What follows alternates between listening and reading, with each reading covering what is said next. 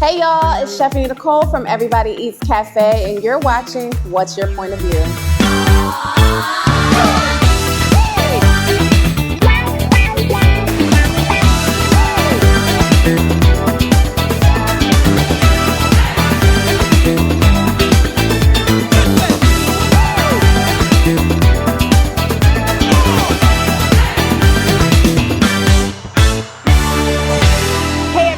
We are here at Everybody Eats at 16 West 5th Street, Overtown or downtown in Chester, Pennsylvania. We have the opportunity to sit down and talk with Chef Stephanie and Chef Malik, and we're going to see what's cooking on 5th Street in Chester. So let's go check them out.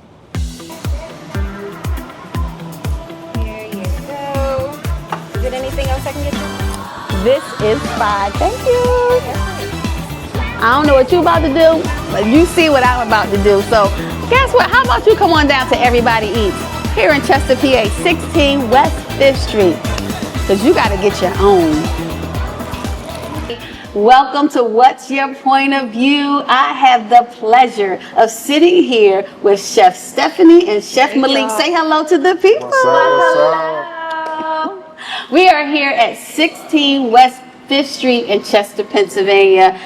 We say Overtown, downtown, depending on where you're from. But I'm excited because we get to sit here, and actually, you know, we were at the other space, but I'm super excited because I know that this space is going to open up even more doors. Chef Stephanie, tell me, how did you guys get started with Everybody Eats? Absolutely. So Everybody Eats actually started as a nonprofit organization during the middle of the pandemic. When the world was just turned upside down in the middle of uncertainty, a lot of people did not know where their next meal was coming from.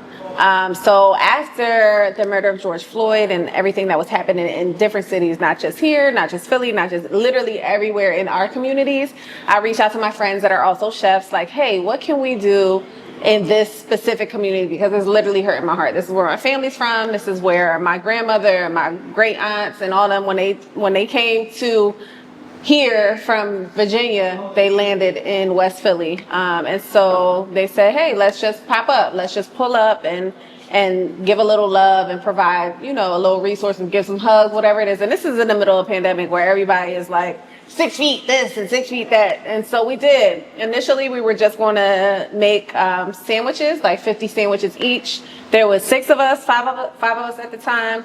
And then in 2 days, we changed our minds. We reached out to all of our chef friends in and around the city, and were able to come up with fresh groceries, hot meals, and these are chef curated meals. Like, we had James Beard award-winning chefs on the grill in the middle of West Philly, like handing out meals, anything that you could have gotten from a grocery store, because this is a time when the grocery stores were completely wiped out. Some of them burned to the ground.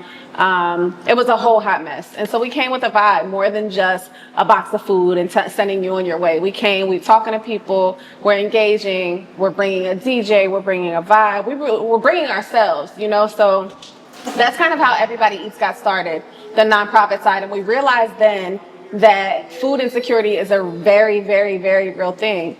And so we started doing these pop-ups around Philadelphia and other cities. We've been to New York, we've been to DC, we've been to Cleveland, we went to Texas when there was an ice storm. We've been like all over on this same mission. And so, you know, feeding people, Everybody Eats, has been near and dear to our hearts. And we needed a kitchen, essentially. We couldn't afford anything in Philadelphia. We were literally moving stuff out of our storage every time we had these pop-ups, and these pop-ups were every 2 weeks. And so we came across a space in Chester, and it's been on and popping since then. It's been on. And popping, and on, and popping. Chef Malik. What's up? What's up? What got you to the grill? What made you step up to the grill and say, you know what, I'm going to flip this steaks and these pancakes? What brought you to the grill? Well, I grew up cooking. My family is big cooks, and nobody was never a professional cook or chef. I have a big family. Everybody go crazy when I say this, but it's 14 of us total. Yeah, I know. Take some of them, please. But yeah, so cooking was always an essential in the house. My mom just like was in the kitchen just stressing, like preparing these meals, and I was right behind her, just like, you know, helping just prepare everything. And then I got to be able to be in the kitchen and tease my siblings, like, I know what this tastes like, I know what this tastes like. So just from there, I just furthered my knowledge in cooking. I went to culinary school, graduated, worked in different restaurants around the city in Philly. From there, I met Stephanie. We actually met as a group. We did like a collaboratory dinner. It was all black chefs. We all did like had our own courses and everything. From there, that's when the pandemic happened, and then stuff hit the fan. And then, yep, Stephanie reached out to us, and now we're here. We are 2 years. here. What? Yes. How long ago? It's too long, Too child. long. The pandemic, so Yeah, you like figured 5 years. I think we met 2017. Yeah, I think it was 2017. it was a little bit Yep. before that. Yeah. So you mean to tell me that nobody got seconds at Thanksgiving with the crowd that you guys had around the table? Oh, yeah. Of course, it was because it was so much It's food, so much but nobody got thirds. No, Nobody got thirds. Nobody got thirds. They were like, you better get this sweet potato pie now, because Right. it ain't gonna be none around. Girl. Awesome. So you guys have really been doing your thing here in the city and Chester, and I'm just saying this, the city is grateful because you're consistent, you're here, and you're branching and you're growing. Yes. So I want to take a pause for a minute before we talk about food, and I need you to talk about the transition, because I know there was a time where you were in one place, you had to transition to another place, but I know that there are some business owners who find themselves in that transition moment. Yeah. What would be some tips that you could give them to a business owner who's like, I'm in a transition. Do I stay here? Do I move? Do I expand? What do I partner? What would be some tips through your transition that you would be able to share with some business owners? I think for me, and this is probably something that I carry with me in my whole life, you gotta know when to go. You gotta know when to grow, and you gotta know when to go. You gotta know when to leave the relationship. You gotta know when to leave that friendship alone. You gotta know when your time is up at that job. You gotta know when your time is up with that space. And for us specifically, our time was just up there. I feel like we kind of made our mark in the city. It's going in any market that you're not necessarily from is difficult. It's very, very, very hard, you know? And so it took us a while to gain the respect and the trust of some people from Chester. And like, we ain't look back, but the space that we were in, although it was massive, it was a massive space. There was just we wasn't a good fit there. And we battled with like, do we just want to have a kitchen and just continue to feed the community and do our catering out of the kitchen? Like, we're going to a ghost kitchen, you know, a commercial kitchen that we can just rent out and just pump food out that way, and we can both use it in our personal endeavors. Are we going to keep growing Everybody Eats? And the way that the love has been received, not just, you know, from Chester, but like from everybody, this is something that is not going to stop. Like, it's bigger than us at this point, and we have to continue to keep the momentum going. And, you know, it was a real conversation that we had where, you know, it's time to grow and it's time to go. And we were searching, and we had a couple opportunities in a couple different places, one other place in Chester and somewhere in Aston and here and there. And we came here, and I was like, you know what? This is like more up our alley. This is like, we in a cut, we're a gym. There's nothing else existing on this block currently, but we're adjacent to Avenue of the States, where my brother Roland has Duo Taco. There's a few shops, halal Chinese food. There's City Hall right here. And I was like, I really wanted to be on that block, but whatever I wanted wasn't available at the time. So I was like, you know what? People already know of this space. It comes from generations of people being here, so they know it as a food space already. And I think that we can turn it into what will fit us. And initially, like, we were so busy with catering that we didn't even open. We were in this space for a year before we even opened the doors. We were just doing takeout. And I was like, we have all this space. It's beautiful. People know it. They're literally on my phone like, where y'all going? What? I'm like, I don't know. They looking in the door. When y'all opening enough. I see you fixing them chicken wings. Yes. And so, we had a moment to breathe after Breathe, the movie that was shot here in Chester that we catered. That's really what put us on. And we just pulled the trigger, and we're not perfect. We're growing as we go. But I think for a business owner that is, in a transition phase or looking for the next step or just trying to figure it out, you got to pray on it, and you got to know when it's time to move, baby, just go ahead and make the move. Take the leap, and don't be so concerned with what it looks like initially, because even when we started, we didn't know it would ever turn into what it's turned into. We was almost out of here. We was almost out of Chester. I was about to go get a job. I don't even know how to work nowhere for real. What am I gonna do? But God had a bigger plan for us, and I think that Chester will always be a part of our journey. We're so happy to be over town. The foot traffic is crazier over here, even though we were in a bigger space with a massive kitchen and other food vendors. It just wasn't conducive to what we were doing. We made our mark, baby. If y'all ain't been here yet, y'all done heard about us.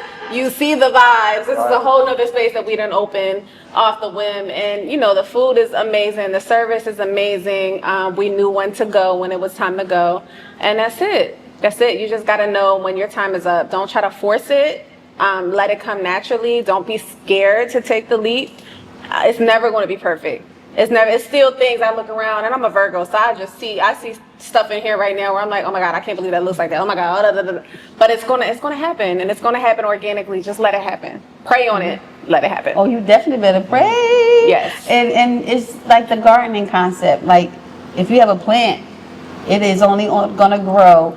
It's designed to get bigger, but it's not gonna grow any larger than the pot that it's in. So sometimes you just gotta be mindful that when it's your time, if something in you says you're supposed to be bigger, and you may have to run with that and keep it moving. Yes. So Chef Malik, What's up? I want you to talk to us about, because y'all have some really nice fancy dishes. Make the picture be like, how do y'all come up with your dishes? We kind of just that's one thing we were kind of working on, our menu. Because just our styles of cooking that we're used to, not everybody is kind of used to, even just using just the ingredients. So one thing we tried to do when we came here was just introduce new ingredients, even if it was something something simple as butternut squash. We were trying to do that because I know when we were at Vittles, we were partnered with Share. Yep. Oh no, one of them. Yeah. So they was giving us produce. So it was a lot of stuff we were getting, and we were handing out. A lot of people had questions. We got a whole case of frisée one time, and they what is frisée? What is frisée? Yeah, it's just greens, It's lettuce. it's just lettuce. That's all it is. And even something simple as what did we get? We had a bunch of oat milk, and they what do we do with oat milk? And I'm same thing you do with regular milk. You know what I'm saying? You put it in your coffee. You can, if you want cereal, it's just a dairy alternative if you don't intake dairy. But we just went with kind of everything people were used to. So us having cheesesteaks Philly, everybody know what a cheesesteak is. So we kind of just did our own thing. That's why we have the salmon cheesesteak, which is one of probably our most popular sandwich. Yeah. The vegan cheesesteak. Yeah, the vegan cheesesteak is also is definitely underrated. But very good, very good. So now I know when it comes to cheesesteaks, nobody makes the same type of cheesesteak. Right. So how did y'all kind of test different styles of vegan? Because I know vegan is not easy to make it taste good. Yeah. So did y'all try different ones, or you said, this is what we're gonna put out there, and it hit? Yeah, I think it was just that. So we just because we make it just like our regular cheesesteak. The only thing that just substitute is the vegan meat. So and the vegan mayo. Yeah, and the vegan cheese. Yeah, so everything is vegan, but it still get the same seasoning. It still get the same bread, and it still get cooked the same way. It still get the same love we put in all the other food. So I just had one of the customers ask me earlier, are you sure this is regular cheese in a vegan steak? Because this is really good. And I had to ask, and I'm like, but that's the only orange cheese in the house. That's why I said vegan is not easy. Yeah, so I've been hearing everybody say, that vegan. That is definitely. You chase back. You sure this vegan? The cheese is the thing. Vegan cheese is very chalky and gross. But yeah, now we had to play with different cheeses to make sure that it fit what we were doing. And so we got it. We got it locked down. Ain't nobody effing with our vegan cheese steak. Ain't gonna be able to do it. Not gonna be able to do it. So first of all, I want to thank you guys for taking the time out. I'm excited about what's going to flourish in this space. This It's space. a lot about to happen. It's a lot about to happen. And it's gonna be Today was beautiful. crazy. Oh my gosh. I know the line was. I told you I went past. I said, okay, they lined up. Go girl, go girl. But I said, I know she was working. She was working. But it's a good thing. So we're actually going to put all your information at the end. But if people wanted to reach out and stay in touch, how could they do that? You can find us on all the social medias as Everybody Eats Cafe. If you have any inquiries, catering at everybodyeatscafe.com. Our phone number is 610-822-0000. But yeah, really just pull up. We're at 16 West 5th Street. Yep. We're here right now currently Monday through Friday between 9 to 5. We serve breakfast and lunch, a little light dinner sometimes. And then we'll be open on Saturdays starting September 27th. Awesome. Well, thank y'all for your time. And listen, if you don't know, if you're trying to get an idea of where it's located, we're literally 1 block from 291. Right up from the casino. So as soon as you pass the casino, you're right in the neighborhood. So make sure you stop by, check them out, and continue to watch them because they growing and they going. So thank you for tuning in, and we'll see you next time. Thank you. What's up, everybody? It's that Chef Boy Malik. Come through 16 West 5th Street, Everybody Eats Cafe. Holla at us. Tell us what's up, man. Come through, get the specials. We got specials Monday, Wednesday, and Friday. Come through to find out what they are. Let's go.